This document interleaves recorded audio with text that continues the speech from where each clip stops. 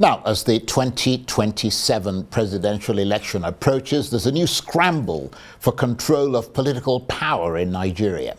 From the opposition side, much of it is aimed at getting rid of the APC, which has now been in power for 9 years.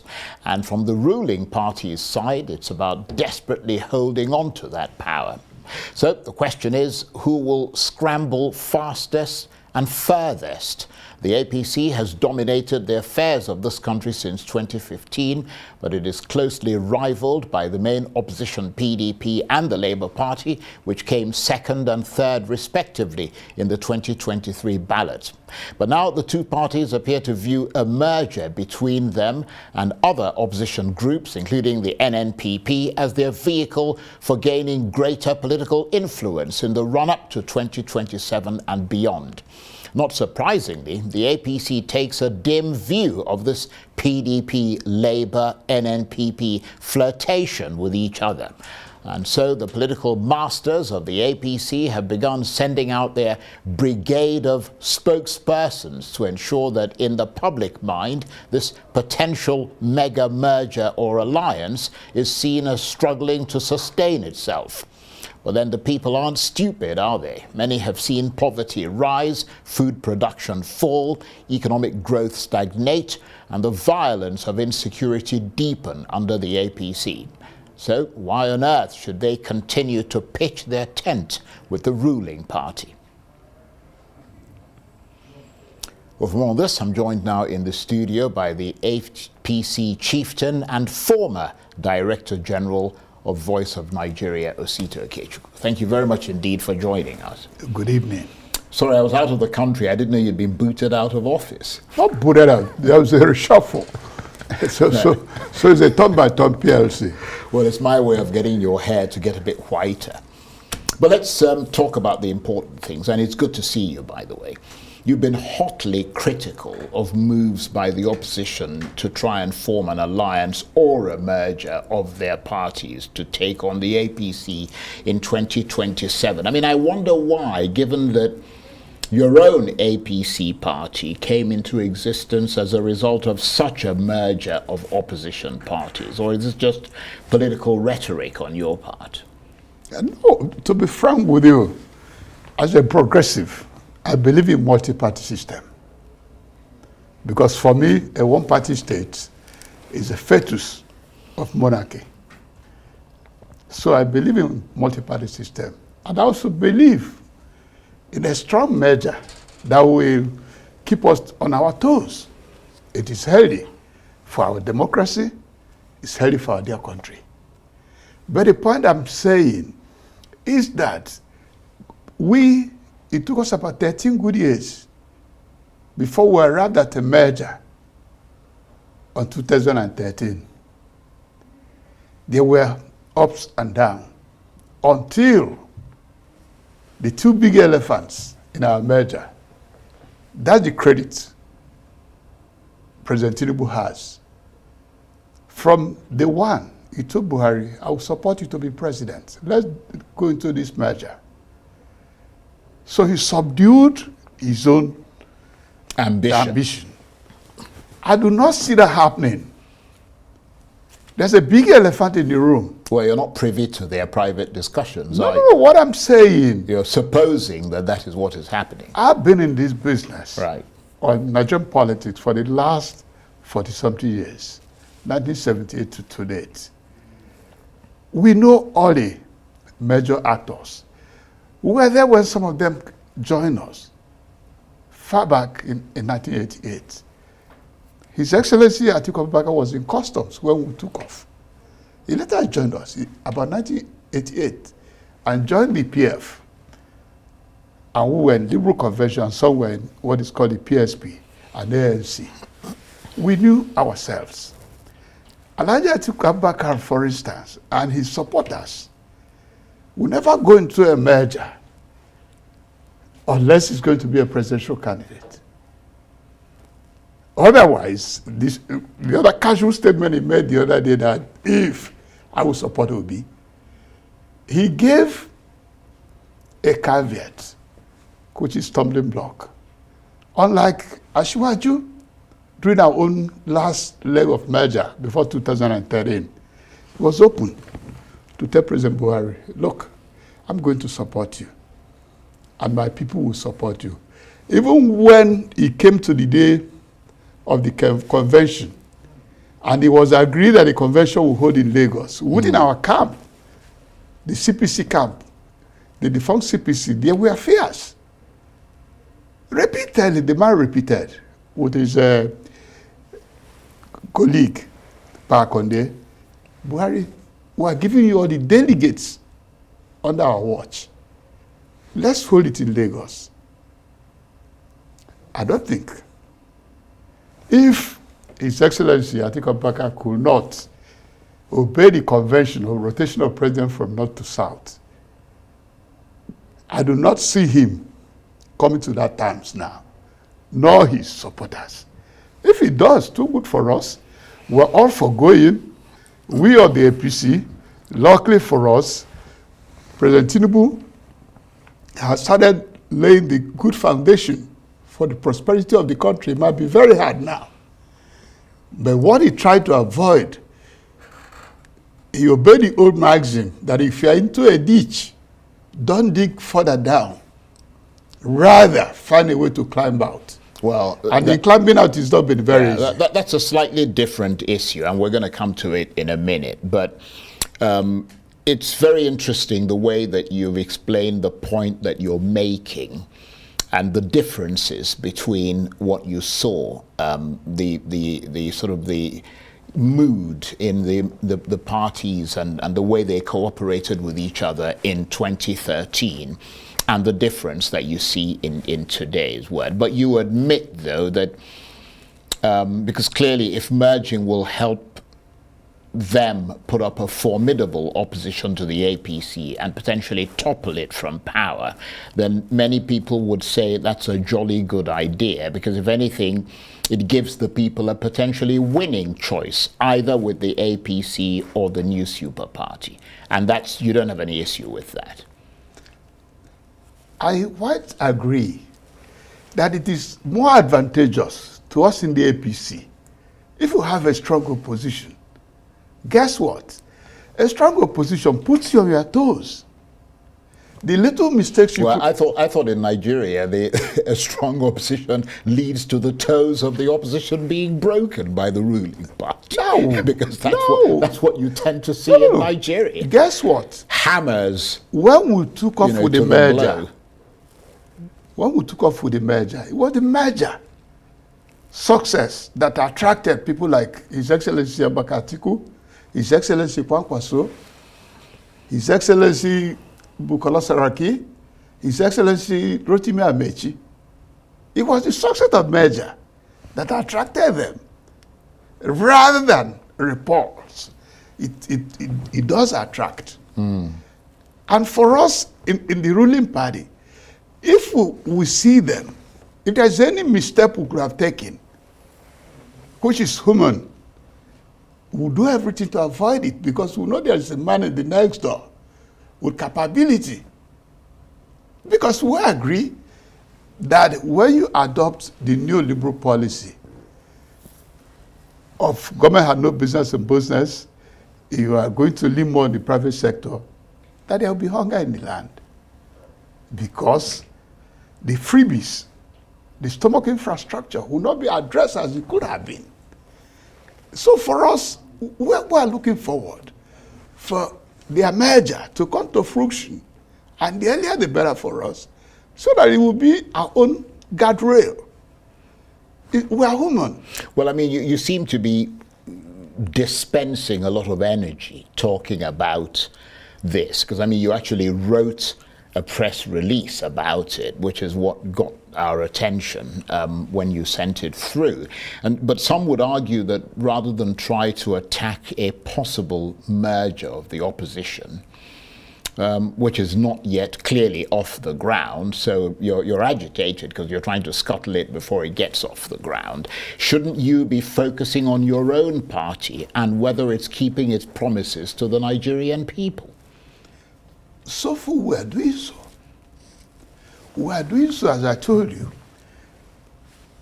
We must recognize the courage and boldness of Mr. President to say, okay, come on, what can be investing over 2 to 3, 4 trillion in fuel subsidy? Yes, we know there will be hardship, but we'll get over that for the good of the greatest number of Nigerians. It might not be immediate. And luckily for us, all the major political parties as well, we are in tune with the fact that they're going to remove the subsidy. The only thing I'm wouldn't in our in-house, I'm saying now Mr. President Tinubu had climbed one of the mountains. He had managed to get the international community to see that what he's doing is in the right direction. That's why I'm telling him, don't do like President Obasanjo. When the international community welcomed the regime of President Obasanjo, instead of asking them for the big dough to transform the infrastructure of the country, he failed to do so. So for him, now that both the West and the East agree that his program, his economic policies are in line with development, this is the time for him to either by aids, borrowing more, tangential, especially to power sector. If he does so, the Nigerian state and the Nigerian people will be happy. Well, let's look at foreign investments, because you're talking about the fact that he is, he's getting pats on the back from the international community. Let's look at foreign investment, and we keep hearing the people in this government, the people that this government says are bringing investment to Nigeria, denying that they are. I mean, doesn't that illustrate that as an aim in the current Nigeria, with insecurity, poor infrastructure, including electricity that you're talking about, corruption, and a legal system that fails to properly protect Nigerians, let alone the foreign investor, doesn't that illustrate that the aim of attracting foreign investment at the moment is an unrealistic one? I mean, you haven't got your house in order. No. What are you trying to look at? When there is trust deficit, you cannot, in a jiffy, it's a mindset war. Are they serious? They are hedging. So refusal is quite apart from hedge. No, well, it's not about hedging. No. Your party keeps telling us, and your government, that you've got this amount of money, or that this, I mean, you're making specific suggestions about investment, and those suggestions are being roundly denied. No, what I'm saying is that in a pack of 4 that we're looking for, please, don't get discouraged in 1 or 2 instances. What we're saying is that we have climbed Mountain 1. The international community had bought into what President Tinubu is doing. The other mountains, the Nigerian state and Nigerian people, who are not... No. You're saying the international community have bought into what he's doing. Yes. There've been a number of commendations here and there saying yes. From Major? No, hold on. From Major? Saying yes, it was about time that the fuel subsidy got removed, although there's a question mark about how it's actually been removed. But there are also a lot of issues with Nigerian society that the international community are not comfortable with, including, for example, the size of government, and including the continued spending of enormous amounts of money in the midst of this extraordinary deprivation that the Nigerian people are facing on things like cars for officials and all kinds of things. And we're not seeing the promotion of Nigerian products that would help to keep money inside this country. For example, you've got people who manufacture cars in Nigeria. We don't see the president driving around in those cars, do we?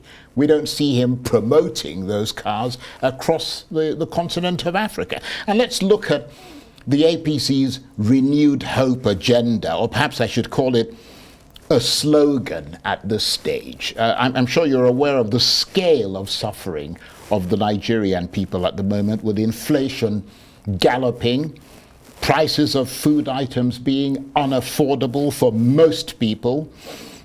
Giving Nigerians renewed hope was the principal mission here, wasn't it? But 1 year on, that isn't happening, is it?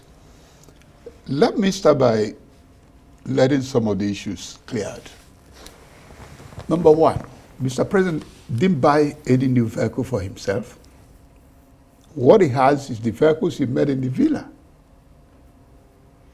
And unless you expected him to jettison or throw them away or auction them, for that of the National Assembly, for God's sake,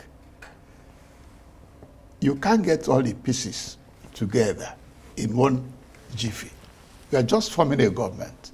You're looking at the fact that you don't want to be antagonistic from day one, because there is little you could do as a president.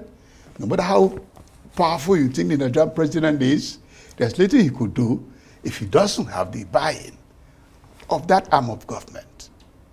So you let them run amok then? Not is that amok the yet. strategy? Not amok yet. And you talk about the security and others. If you look around the country, there have been improvements on the security side. We cannot just... No, I asked you a specific question about things like manufacturing within Nigeria, because people are doing things here in spite of the extraordinary challenges they face, one of which is, of course, a lack of electricity, which you talked about.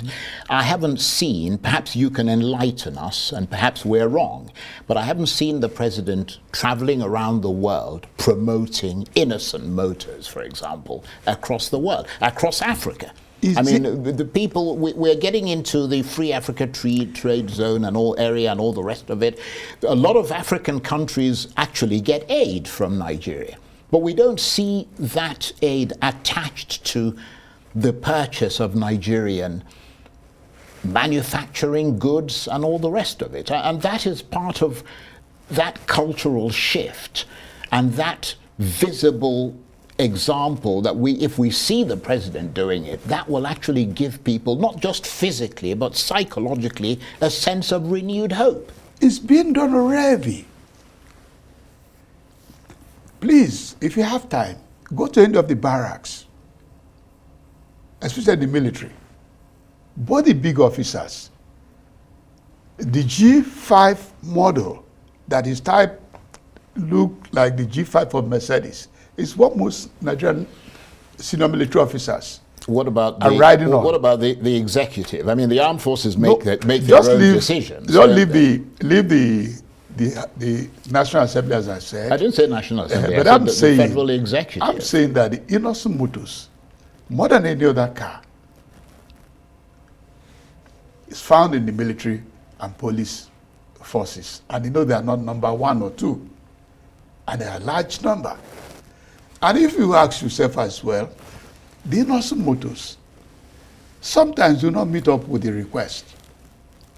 I don't know whether you have ever discussed with him. There was a time the Population Commission was negotiating with him when they were about going into the census. The number he had could not meet up, and he promised to increase the number. So he's doing very well. But don't think that the federal government is not... The issue is not whether or not the supply is... No, I'm telling you... Can I just make the point? The point I'm trying to make, the issue is not whether the supply is available or not. The issue is to see demonstrated intent, spoken public intent on the part of the government that they are going to promote products like that. And everywhere the president goes, whether he's visiting African countries, whether he's going elsewhere, he carries that as a mantra, which is relayed back to us here in Nigeria. Let's turn to your assessment of President Tinubu's first year in office. You've touched on it a bit. That first year hits that mark on May the 29th. Give us a little upsum of how you see that year in power, as honestly as you can. No, before I come to that, for God's sake, I want to let you know that Mr. President talking is not as important as important arms of government like the military patronizing innocent, for instance. And you didn't even count the promotion of APs. The Ministry of Aviation, federal, and APs in cahoots are working around the clock to get APs to transfers and to get access. What they have got in the UK, they're working on the US. That is the leverage. What the Tinubu government is doing is action more than talking. Yes, it might not be speaking the way you want, but the action. If you breeze into the country like you are coming from the military of Togo or Benin, and you enter the barracks or the headquarters of the military, and you find those jeeps there, for me, it's better advertorial. If Mr. President acts in talking, that's okay, but for me, action is more important. Have you ever seen a British Prime Minister driving any other car but a British car? No excuses. Not whether we inherited this is an older one or a newer one or whatever. Have you ever seen an American president driving anything other than an American car? Have you ever seen a Japanese prime minister driving anything other than a Japanese car? But that tells you that they are pushing the industrial capacity and the production. You see, it's about symbolism as well. It's about what people see. It's not just about what happens in the grapevine. It's about what people see and how you visibly show people I'm in the what same you're boat doing. with you. And I'm saying, if you go through the procurement process in Nigeria, one of the highest customers are the security agencies, both in number, both in quantity, both in quality. So let's leave that apart. And you do not also talk about the fact that the federal government of Nigeria is promoting agencies like APs, like Dangote conglomerate. Those who are doing well are being promoted just like they do in the West. So we cannot just go and wake up a baby that is not waking up. I like that. The baby is sleeping again. So the babies are sleeping, so you can. He's asleep. So what I'm saying is that on the achievement of President Tinubu, he has set off at dawn with the right steps. Instead of digging in the ditch, he's trying to climb Nigeria out of the ditch. And as I said, he had two great mountains. The international community, which is trying to approximate, and the Nigerian people. You know, beyond the sort of the gloss and kind of that gilded promotion that you're giving your party and the government that is part of your party, what would you point to as a seminal achievement that really stands out since Mr. Tinubu took office? I'm not talking about something that he has done that will further impoverish the Nigerian people. In other words, things will get worse before they get better. I'm not talking about taking decisions. I'm saying in that 1 year, what would you point to as a seminal achievement that really stands out, that has benefited, that people can go around and say, yeah, we've had an absolutely fantastic, this is brilliant. What can you point to? No, the good thing he had done so far, which I admire a lot, is that he had continued the projects that are ongoing. That's why it's not as remarkable as the way he wanted. If he had started revoking this, revoke that, maybe there will be applause. So he had continued with the little resource in hand, and he had also made sure that the state governors that govern more of the terrain of the country and more of the people of the country. So far, like Enugu State where we come from, in the last of February, for the first time, Enugu State is getting about 8 billion in federal allocation. Some states got 30-something, some got 20-something. That was not the case before. At the same time, what we should always plead is that those in the various communes, why they pay their searchlight on the federal government of Nigeria, let them as well ask their local council what they are doing and their state governors. But it seems everybody just forget about their local units and face the center. It becomes as if the center is the enemy of the people. Do you think things are better now for Nigerians than they were a year ago, for the average Nigerian? Do you think things are better or worse? If you are trying to climb up from a ditch, there will be a lot of dust. I asked you a straightforward question. No, it's not a straightforward. It's a straightforward question. Where is it coming from? Are things worse or better for Nigerians? Let's take economically, for example. No, what are you saying? In other words, you can't answer the question. No, I have an answer. It's a straightforward question. 1 year. Are things better or 1 year is worse? too early. I'm asking you a straightforward question. You can then, once you've answered that question, you can then qualify your answer. But the question is, are things better now for the average Nigerian than they were a year ago? The foundation. Are they better or worse? The foundation today is better than that. We're not previously. talking about the foundation. No, the foundation is important. We're talking about somebody who is receiving a certain amount of money. If they take that money, if they took that money to the market a year ago, what would they be able to buy with it? And if they took that money to the market today, what would they be able to buy with it? Are they better off or worse off in that respect? Straightforward question. No, if you make it straightforward, then you are not being fair. Well, I am being fair. No, you are not being fair to the foundation being laid. You still want us to continue borrowing for freebie. The issue. I can ask, you can answer the question by saying things are better and these are the reasons why for the average Nigerian. In other words, his purchasing power is stronger than it was a year ago. Or things are worse, and these are the reasons why. It's a straightforward question. It can't be that difficult. No, the reason you're having difficulty is that you don't want to answer it in a straightforward way. You fall into the camp of those who think that with the removal of the subsidy, that the federal government of Nigeria is getting billions of dollars in return. No. What has happened is the closure of borrowing for that freebie, which is called the subsidy. That is essentially what happened. Not that as if because you borrowed, you used $4 billion in 2022 to augment the subsidy of importation of refined petroleum products, that this year, because you removed, you had $4 billion. Please, that is not the case. What has been done is that borrowing has been stopped. If we want to borrow now, we are borrowing for tangibles that will be more meaningful to the prosperity and economic development of the country.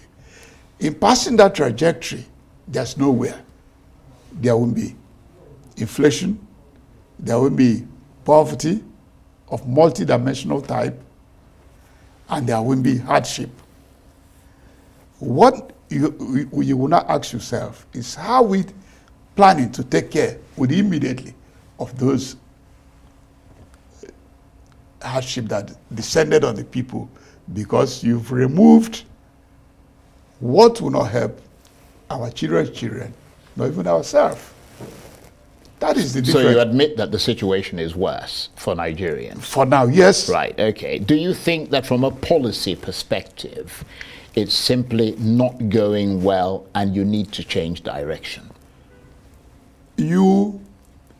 So far, the corruption percentage has been reduced. There's more frugality. There's more prudence in the management of the jury is out on federal resource. Unluckily, as I said, where the big elephant is the state governors. If it is at the center of the federal government of Nigeria, their trajectory is positive. But a lot of those state governors are In fact, the majority of them are members of the APC. We keep on talking to them. We do not fail to do so. We do not fail to do so. We tell them, one, if the federal government of Nigeria is going to have any policy, like we're advocating now that why don't the federal government borrow like $30 billion right, to pursue 30,000 megawatts of electricity, so that every Nigerian will have electricity to do whatever he wants to do. And Nigerians are creative enough, they have a lot to do with it, and the loan will pay itself. It's differential from the loan of the fuel subsidy. That's what we're trying to do, a demarcation. It's not very easy to pass through. It's a hectic route, and a rough one for that matter. President Tinubu had also made it known that he's not saying there's no hardship. He agrees with that. That's why he's putting in places like the student loan and others, and trying to fortify infrastructure to give the people a base level to work on. Okay. I want to thank you very much indeed, Osita, for taking the time to come in and talk to us, and for being very measured in your arguments and your assessment of the 1 year so far of President Tinubu, as well as the potential... To 12.5% out of 8 years. How do you mean? No, 12.5% of Tinubu out of 8 years, the convention. Well, even if it's 4 years, it's 25%. So you cannot use only 1 year. In any case, to do an overall everywhere in the world, assessment. You assess where the direction that a government is going in after 1 year. You do it after 100 days, and you do it after a year. Direction. Okay. Well, thank you very much. Osita Okechukwu is an APC chieftain and former Director General of Voice of Nigeria. Thank you very much indeed. I appreciate it.